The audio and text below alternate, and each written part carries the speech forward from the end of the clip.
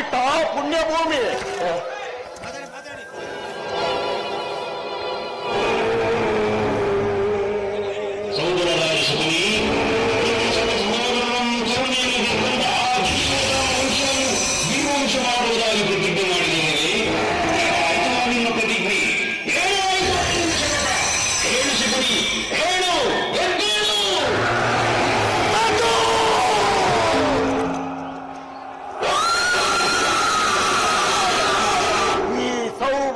ಶಕುನಿಯ ಸ್ವಾಸನೆ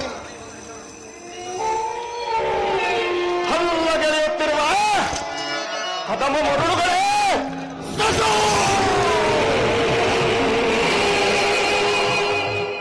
ಏಕೆ ಮೋಕ್ಷ ಬಗೆವ ಕುಹಕ ಕಂಠದ ಕರ್ಕಶದ ಏನೀ ಪ್ರಯೋಗ್ನಿ ಜ್ವಾಲೆಯನ್ನೇ ಗೆದ್ದುತ್ತಿರುವ ಪ್ರಚಂಡ ಮಾರ್ತಾಂಡವ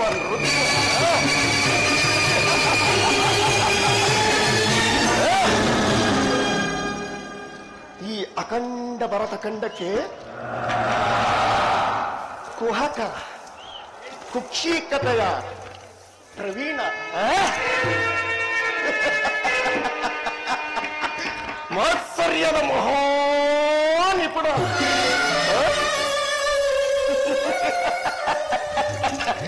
ಈ ಸೌಬಲ ರಾಜ ಶಕುನಿಯೊಡನೆ ನಿಮ್ಮಗಳ ಸರಸ ಸಲ್ಲಾಪ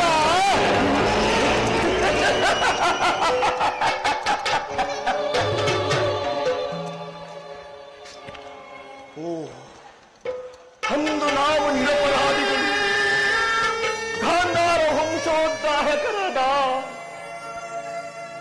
ನನ್ನ 99 ಮಂದಿ ಸಹೋದರರನ್ನು,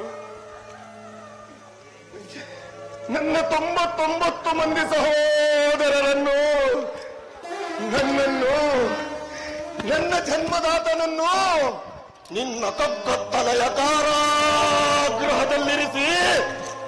ನೀನು ಕೊಡುತ್ತಿದ್ದ ಚಿತ್ರ ವಿಚಿತ್ರವಾದ ಕಟು ಶಿಕ್ಷೆಯನ್ನು ನೆನೆಸಿಕೊಂಡರೆ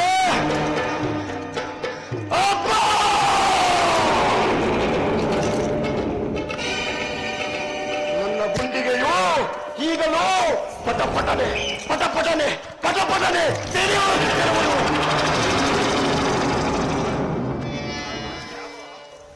ನನ್ನ ರಕ್ತವು ಕುದಿಯಲಾರಂಭಿಸುತ್ತಿರುವುದು. ದುರ್ಯೋಧನ, ದಿನಕ್ಕೆ ಒಂದಿವಿ ಅನ್ನ,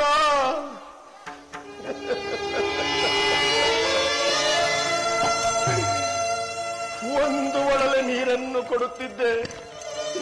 ನೀನು ಕೊಡುತ್ತಿದ್ದ ಒಂದಿಡೀ ಕೂಳನ್ನು, ನೀನು ಕೊಡುತ್ತಿದ್ದ ಒಂದಿಡೀ ಕೂಳನ್ನು ಅವರೆಲ್ಲರೂ ನನಗೆ ಕೊಟ್ಟು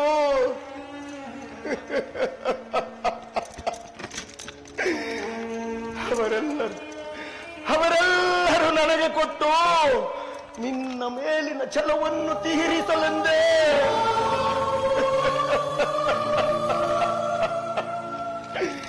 ಅವರೆಲ್ಲರೂ ಉಪವಾಸವನ್ನು ಮಾಡಿ ಒಬ್ಬೊಬ್ಬರಾಗಿ ಹತರಾದರು.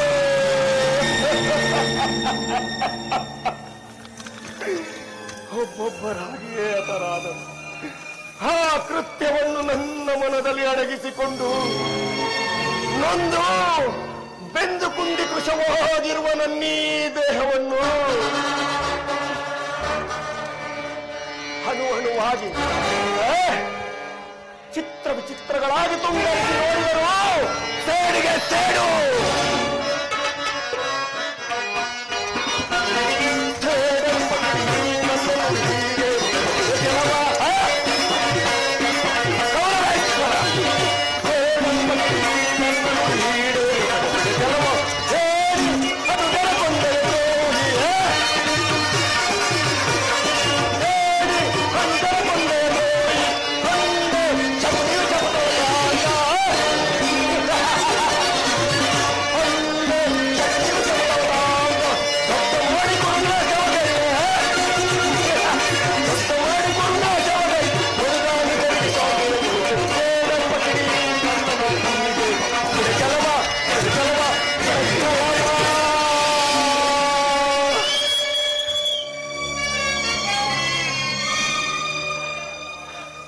ಸೇಡಿಗೆ ಸೇಡು, ರಕ್ತಕ್ಕೆ ರಕ್ತ ಎಂಬ ವಾಸ್ತವ್ಯದ ವಾಕ್ಯಗಳೇ ಹೊರತಾಗಿ ಮತ್ತಾವ ಆಸೆ ಆಕಾಂಕ್ಷೆಗಳು ನನಗಿಲ್ಲ.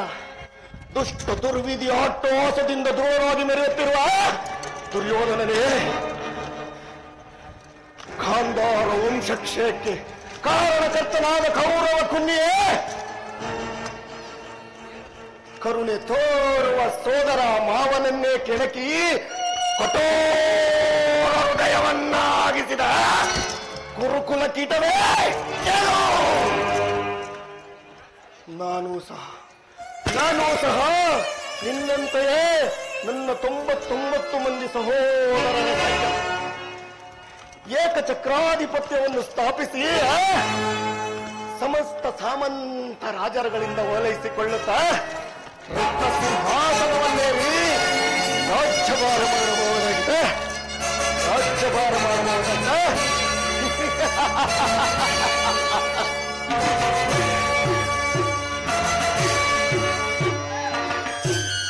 ಆದರೆ ನನ್ನ ಆಸೆ ಆಕಾಂಕ್ಷೆಗಳೆಲ್ಲವೂ ಬರೀ ಗಾಳಿಗೋಪುರವಾಯಿತು. ಚಿಂತೆ ಇಲ್ಲ ಕೌರವೇಶ್ವರ. ಮಿಂಚಿ ಹೋದ ಕಾರ್ಯಕ್ಕೆ ಚಿಂತಿಸಿ ಫಲವಿಲ್ಲ, ಮೀರಿ ಹೋದ ಕಾರ್ಯಕ್ಕೆ ಮೊರಗಿ ಫಲವಿಲ್ಲ. ಗತ ಸ್ವರ್ಣೆಯಿಂದ ಭವಿಷ್ಯವೇ ಆಲಸ್ಯವಾಗುವುದು. ಆತ್ಮೀಯೇ, ನಾನು ನಿನ್ನೊಡನೆ ಸೇರಿಕೊಂಡು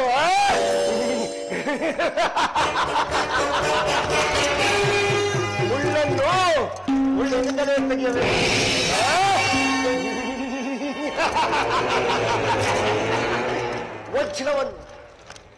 ವಜ್ರವನ್ನು ವಜ್ರದಿಂದಲೇ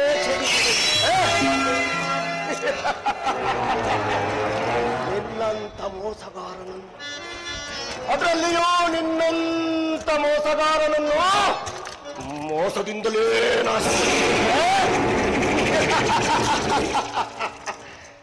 ಎಂಬ ಗುರಿ ಹಿರಿಯರ ವಾಕ್ಯವನ್ನು ಅನುಸರಿಸಿ ಇದುವರೆಗೂ ನಿನ್ನನ್ನು ಹಡಿಗಡಿಗೂ ಅಡ್ಡಗಟ್ಟಿ ಅಡ್ಡದಾರಿಯಲ್ಲಿಯೇ ನಡೆಸಿದರು. ಇನ್ನು ಮುಂದೆ ಈ ನಿನ್ನ ಹಸ್ತಿನಾವತಿಯ ರತ್ನ ಸಿಂಹಾಸನವನ್ನು ರಕ್ತದ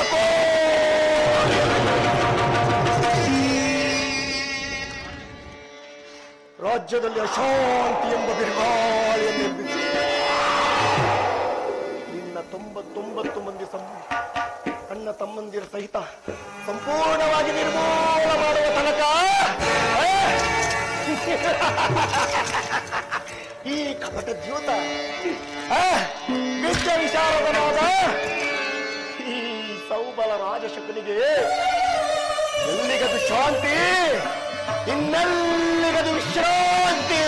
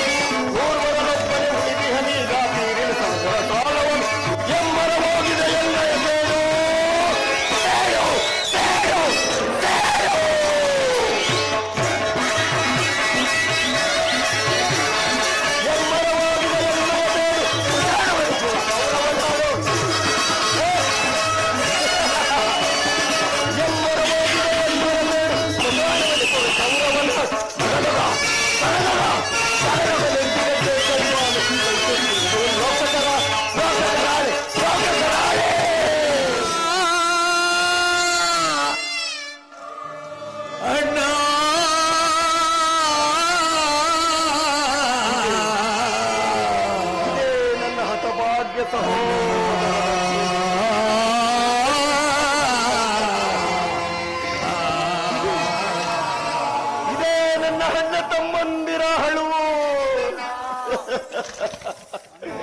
ಹಳಬೇಡಿ ಹಳಬೇಡಿ ನನ್ನ ಹದಭಾಗ್ಯ ಸಹೋದರರೇ, ಹಳಬೇಡಿ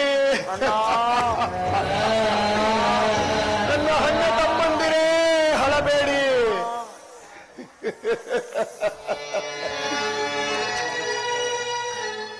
ದುರ್ಯೋಧನ ದುರ್ಯೋಧನ ದುರ್ಯೋಧನ, ಈ ನರಕದ ಭಯಂಕರ ಹಿಂಸೆಗಿಂತಲೂ ಕುರುಕ್ಷೇತ್ರ ಮಹಾಸಂಗ್ರಾಮದಲ್ಲಿ ಈ ಶಕುನಿಯಿಂದ ನಿನಗಾಗುವ ಹಿಂಸೆಯು ಅತಿ ಭಯಾನಕ.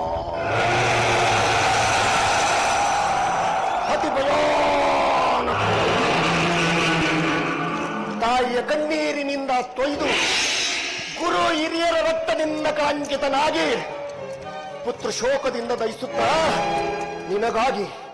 ನಿನಗಾಗಿ ಒಂದು ನಿಟ್ಟುಸಿರು ಬಿಡುವವರಿಲ್ಲದೆ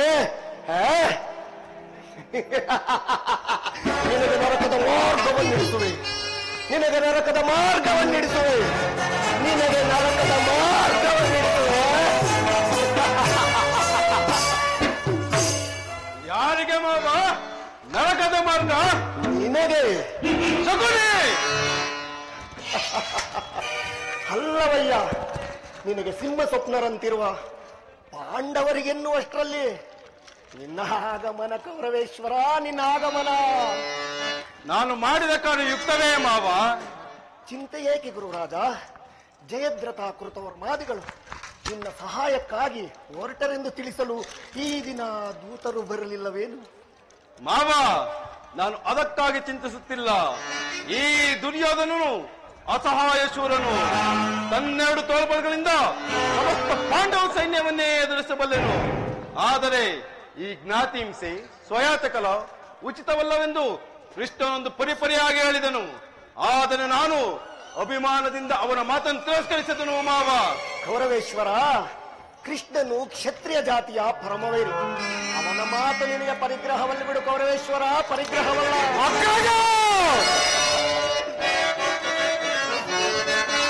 ನಾ ಸಹಿಸಲು ಯಾದವನ ಮೋಸ, ನಾ ಸಹಿಸಲು ಯಾದವನ ಮೋಸ, ನಾ ಸಹಿಸಲು ಯಾದವನ ಮೋಸ.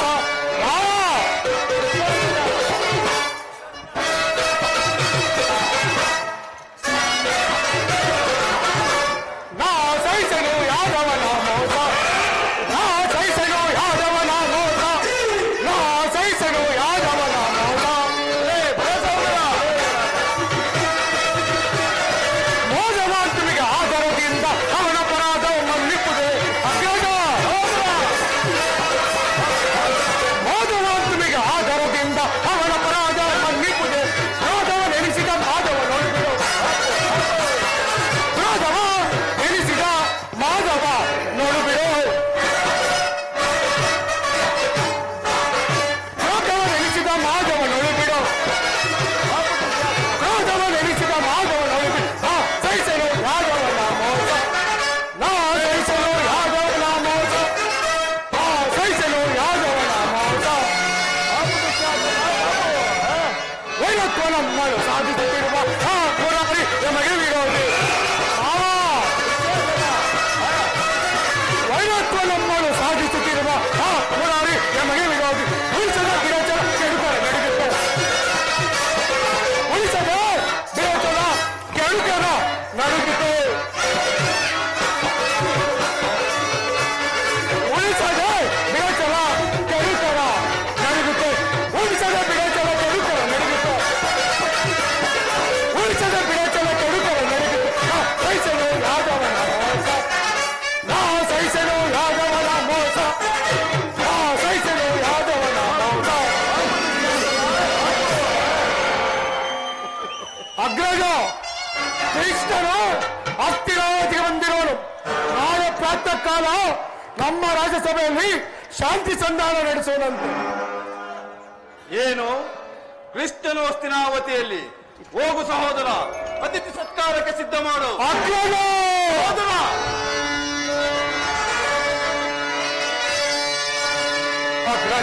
ಅಗ್ರಜಾಳಿತಕ್ಕೆ ಯದು ನಂದನನು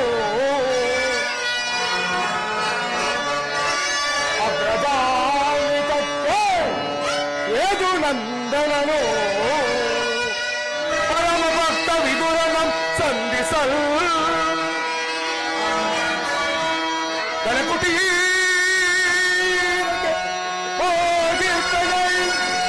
ಸಹಿಸದ ಸಲವು ನಿನಗೆ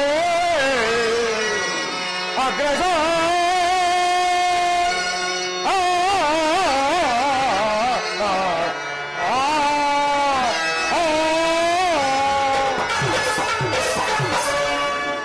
ಅಗ್ರಜ ನಾ ತಾಳೆನು ಆ ಗೊಲ್ಲದೈದ ಪರಾಣವ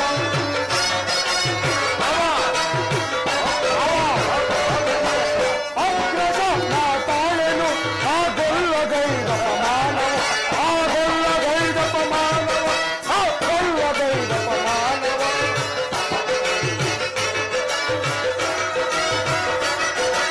ವಿದುರನ ಮನೆಯಲ್ಲಿ ಅದಮನ ಭೋಜನ ವಿಧ ವಿಧದಿಂದಲೂ ಕುಂದಿಸಿದ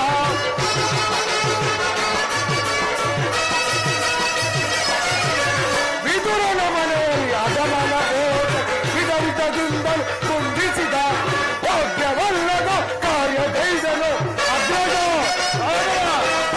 ಯೋಗ್ಯವಲ್ಲದ ಕಾರ್ಯಗೈದನು ಸಹಿಸಲಾಗದು ಕ್ರೋಧವನ್ನು ಸಹಿಸಲಾಗದು ಕ್ರೋಧವನ್ನು ಸಹಿಸಲಾಗದು ಕ್ರೋಧವನ್ನು ಅಗ್ರಜ ನಾ ತಾಳೆನು ಆ ಗೊಲ್ಲಗೈದ ಪಮಾನವ ಆ ಗೊಲ್ಲಗೈದ ಪಮಾನವ ಆ ಗೊಲ್ಲಗೈದ ಪಮಾನವ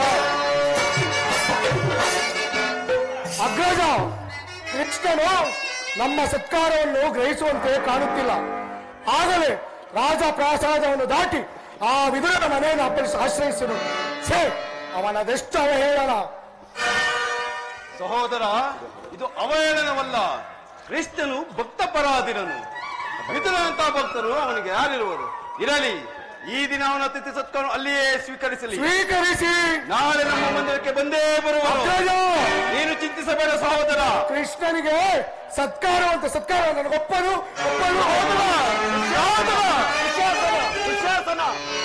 ನೋಡಿದೆ ಮಾವ, ನನ್ನ ತಮ್ಮನ ಕ್ರೋಧಾಗ್ನಿಯನ್ನು ಮದಗಜೆಯುತ್ತಿದ್ದರೇನು ಬಂತು. ಈ ಒಂದು ಸಿಂಹಕ್ಕೆ ಸರಿಸಾಟಿ ಆದೀತೆ. ಅದಿರಲಿ ಮಾವ, ನಾಳಿನ ಸಂಧಾನಕ್ಕೆ ಸಮ್ಮತಿಸುವುದೋ ಅಥವಾ ನಿರಾಕರಿಸುವುದೋ? ದುರ್ಯೋಧನ, ಕೃಷ್ಣನು ಶಾಂತಿಗಾಗಿ ಇಲ್ಲಿಗೆ ಬಂದವನಲ್ಲ. ಹಾಗಿದ್ದರೆ ರಾಜಾದಿರಾಜ ರಾಜಮಾರ್ತಾಂಡ ಹಸ್ತಿನಾಪುರಾಧೀಶ ಅಷ್ಟೈಶ್ವರ್ಯ ಸಂಪನ್ನ ಗಂಡರಾಯರ ಗಂಡ ದೋರ್ದಂಡ ಪ್ರಚಂಡ ಕೌರವೇಶ್ವರನ ವೈಭವವನ್ನು ನಿರಾಕರಿಸಿ ಆ ಮುರುಕು ಜೋಪಿಡಿಯಲ್ಲಿ ವಾಸವಾಗಿರುವ ವಿದುರನನ್ನು ಆಶ್ರಯಿಸುತ್ತಿದ್ದನೇ ದುರ್ಯೋಧನ. ಪ್ರಾರಂಭದಲ್ಲಿಯೇ ಸಹಿಸಲಾರದ ಅಪಮಾನ. ನೀನಿದನ್ನು ಹೇಗೆ ಸಹಿಸುವೆ ಕೌರವೇಶ್ವರ? ಹೇಗೆ ಸಹಿಸುವೆ? ಮಾವ, ಕೃಷ್ಣನಲ್ಲಿ ನಿನಗೆ ಇಷ್ಟೊಂದು ದ್ವೇಷ ಬೇಕೆ? ಕೃಷ್ಣನ ಮೇಲೆ ನನಗೆ ದ್ವೇಷ? ಅಯ್ಯೋ ಮರುಳೆ ದುರ್ಯೋಧನ, ಕೃಷ್ಣನು ಕ್ಷತ್ರಿಯ ಜಾತಿಯ ಪರಮವೈರಿ. ಭರತ ವರ್ಷದಲ್ಲೇ ಕ್ಷತ್ರಿಯರನ್ನು ನಿರ್ಮೂಲ ಮಾಡಲೆಂದೇ ಅವನು ಅವತರಿಸಿರುವನು. ಕೃಷ್ಣನ ಸಂಧಾನಕ್ಕೆ ಸಮ್ಮತಿ ಅವನು ಅವತರಿಸಿರುವನು. ಆತನಿಗೆ ಭಗವಂತನೆಂದು ಪೂಜಿಸುವರೋ ಅಂತವರನ್ನೇ ಸಂಹರಿಸುವನು. ದುರ್ಯೋಧನ, ಶಿಶುಪಾಲ, ಜರಾಸಂಧಾದಿಗಳು ನಿನಗೆ ಎಂಥ ಮಿತ್ರರಾಗಿದ್ದರು. ಹೌದು ಮಾವ. ಕಾರಣವಿಲ್ಲದೆ ಅವರನ್ನು ಸಂಹರಿಸಿ ಅರುಳು ಮೊರುಳು ಮುದುಕನಾದ ಆ ಉಗ್ರಸೇನನನ್ನು ನೆಪ ಮಾತ್ರಕ್ಕೆ ಸಿಂಹಾಸನದ ಮೇಲೆ ಕುಳ್ಳರಿಸಲಿಲ್ಲವೇ? ಇಂಥವನಲ್ಲಿ ಮನ್ನಣೆಯೇ. ಏಳು ಸುಯೋಧನ, ಏಳು. ಮಾವ, ಹಾಗಾದರೆ ನನ್ನನ್ನು ದ್ವಾರಕೆಗೆ ಕಳಿಸಿದ್ದೇಕೆ? ಆ ನಂದ ಗೋಪಾಲಕನ ಬಾಗಿಲ ಬಳಿ ಸಹಾಯ ಕೇಳುವುದು ಈ ದುರ್ಯೋಧನಿಗೆ ಉಚಿತವಾದ ಕಾರ್ಯವಾದಿತೆ ಮಾವ. ಅದಕ್ಕೊಂದು ಉದ್ದೇಶವಿತ್ತು ಕೌರವೇಶ್ವರ. ಏನು ಮಾವ ನಿನ್ನ ಉದ್ದೇಶ? ಘೋರ ಸರ್ಪದ ವಿಷದನ್ನು ಕೆಟ್ಟ ಬಳಿಕ ಅದರೊಡನೆ ಸರಸವಾಡಬಹುದಲ್ಲವೇ ಕೌರವೇಶ್ವರ? ಹೌದು ಮಾವ. ದುರ್ಯೋಧನ, ಆ ಕೃಷ್ಣನ ಸಹಾಯಕ್ಕಿಂತ ಅವನ ವಿಜಯೋನ್ಮತವಾದ ಯಾದವ ಸೈನ್ಯವು ನಿನಗೆ ಬೇಕಿತ್ತು. ಕೃಷ್ಣನು ಸೈನ್ಯ ಸಮೇತನಾಗಿ ನಿನ್ನ ಪಕ್ಷವನ್ನು ವಹಿಸಿದ್ದರೆ ನೀನು ಅದನ್ನು ನಿರಾಕರಿಸಬೇಕಿತ್ತು. ನನಗೆ ನೀನು ಬೇಡ, ನಿನ್ನ ಸೈನ್ಯ ಮಾತ್ರ ಬೇಕೆಂದು ಹೇಳಬೇಕಿತ್ತು. ಆದರೆ ಅರ್ಜುನನು ಸಂಕಟದಿಂದ ನಿನ್ನನ್ನು ಉದ್ಧಾರ ಮಾಡಿದನಯ್ಯ, ಉದ್ಧಾರ ಮಾಡಿದನು. ಮಾವ, ನಿನ್ನ ಸಲಹೆ ಹೊರತಾಗಿ ಈ ದುರ್ಯೋಧನ ಯಾವ ಕಾರ್ಯವನ್ನೂ ಮಾಡುವುದಿಲ್ಲ ಮಾವ.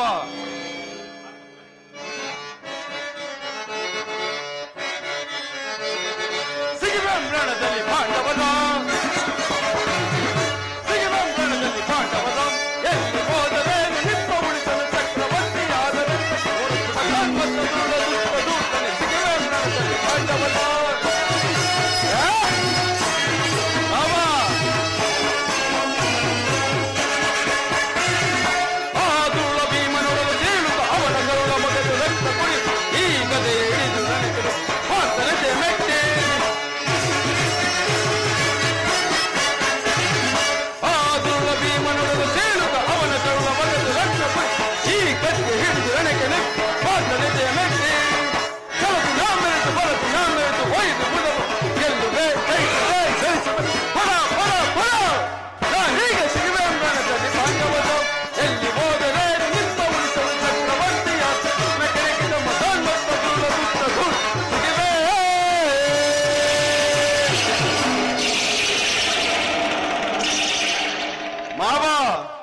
ಮುಂಬರು ಕುರುಕ್ಷೇತ್ರ ಯುದ್ಧದಲ್ಲಿ ಪಾಪ, ಪುಣ್ಯ, ದಯಾ, ದಾಕ್ಷಾಣ್ಯ ಇವೆಲ್ಲವನ್ನು ಎಲ್ಲಿಂದ ಕಲಿತೆ ನನಗೇ ತಿಳಿಯದಂತೆ.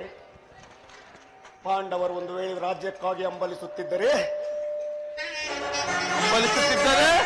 ರಣಕ್ಷೇತ್ರದಲ್ಲಿ ಕ್ಷಣಸಿ ವಿಜಯಲಕ್ಷ್ಮಿಯನ್ನು ಕೈಯಿಡಿಯಲ್ಲ. ಮೇಲಿಂದ ಮೇಲೆ ದೈನ್ಯಾವೃತ್ತಿ ಏಕೆ ಸುಯೋಧನ? ದೇಹಿ ದೇಹಿ ಎಂದು ಹೋಗಲಿ. ಸರಿಯಾಗಿ ಹೇಳಿದೆ ಸೋಬಲ ರಾಜ. ಯುದ್ಧದ ಹೊರತಾಗಿ ಆ ಪಾಂಡವರಿಗೆ ಒಂದು ಸೂಜಿ ಮನೆಯಷ್ಟು ಭೂಮಿಯನ್ನು ಕೊಡಲಾಗುವುದಿಲ್ಲ. ಮಾತ್ರವೂ ಸಾಲದು ಸುಯೋಧನ. ಸಂಧಿಯ ನೆಪದಿಂದ ಬಾರಿ ಬಾರಿಗೂ ಪ್ರತಿಷ್ಠೆಯನ್ನು ತೋರುತ್ತಿರುವ ಕೃಷ್ಣನಿಗೆ ತಕ್ಕ ಪ್ರಾಯಶ್ಚಿತ್ತವಾಗಲೇಬೇಕು. ಮಾವ. ನನ್ನದೊಂದು ಸಲಹೆ ಇರುವುದು ಕೌರವೇಶ್. ಏನು ಮಾವ ನಿನ್ನ ಸಲಹೆ? ಅದನ್ನು ಯಥಾ ಸಮಯದಲ್ಲಿ ಜ್ಞಾಪಿಸಿಕೊಳ್ಳುವುದು. ಈಗ ಸಭೆಗೆ ವೇಳೆ ಆಗಿರುವುದು. ನಡೆ ಕೌರವೇಶ್ವರ. ಮಾವ, ನಿನ್ನ ಸಲಹೆ ಹೊರತಾಗಿ ನಾನು ಎಂದಿಗೂ ಯಾವ ಕಾರ್ಯವನ್ನೂ ಮಾಡುವುದಿಲ್ಲ ಮಾವ. ನಡೆ ಮಾವ.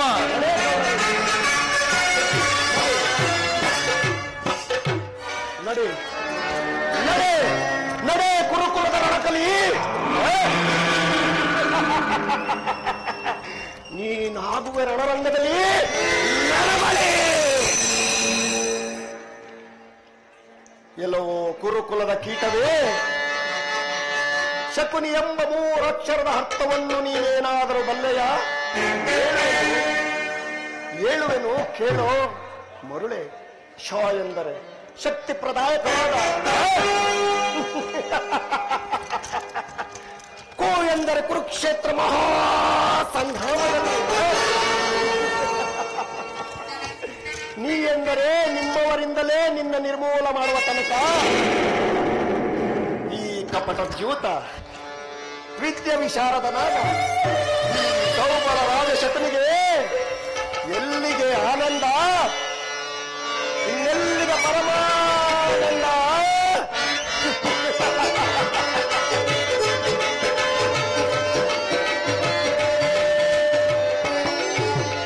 ಆನಂದ ಆನಂದ ಈ ಶತನಿಗೆ ಪರಮಾನಂದ.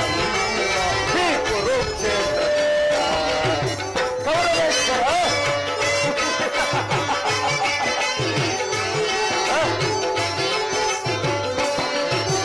ಆನಂದ ಆನಂದ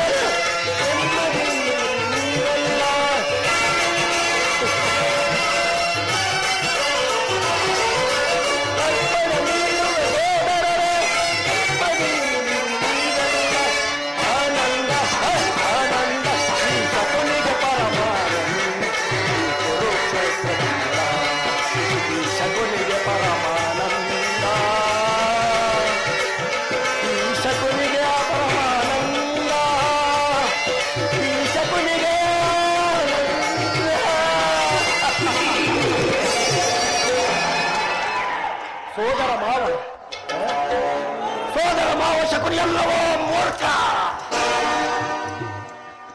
ಎಂದು ನಾನು ನಿಮ್ಮಪ್ಪನ ಮನೆಗೆ ಅಂದೆ ಅಂದೇ ನಿನ್ನ ಭಾಗದ ಶನಿ